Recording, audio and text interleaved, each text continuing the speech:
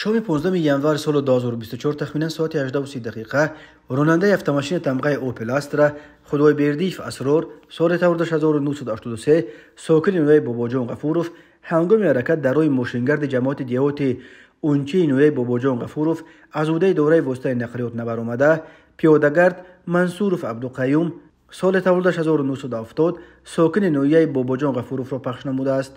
در نتیجه پیادهگر منصورов جراحت جسمانی برداشته در بیمارخانه بستری و در همونجا به هلاکت رسیده است. همچنین شب 15 ینور سال 2024 تخمینا ساعت 20:00 راننده автомашин تمغه لکسوس نیازوف محمد حسین سال 1998 ساکن شهر ایسار هنگام حرکت از سمت شهر ترسونزاده به سمت شهر دوشنبه در روی ماشینگرد جماعت دیهات سامان شهر ایسار از عهده دوره واسطه نقلیات نبرآمده با قسم پیش واسطه نقلیات پیادهگرد مرد شخصیتش نامعلوم تخمینا 40-45 ساله را پخش نموده است که نام برده در جای حادثه به هلاکت رسیده است. اوید بین حادثه ها تحقیقات ادامه دارد.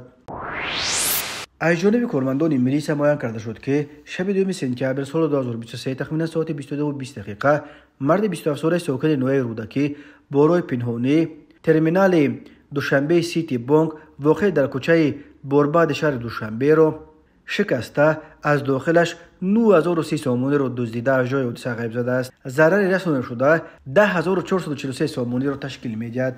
این چنین در نتیجه گذراندن چاره‌بینی‌های اپراتیوی جستجویی از جانب کارمندان میلیسیا مرد 28 ساله ساکن نوی اسپیتامن با گمان صادر نمودن جنایت دزدی دستگیر کرده شد.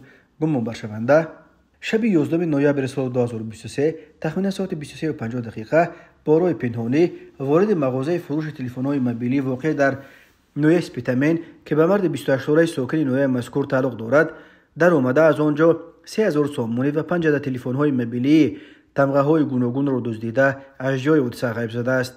ضرر رسانده شده 6000 سامانی را تشکیل می‌دهد. اوید بین حادثه ها تفتیشات ادامه دارد.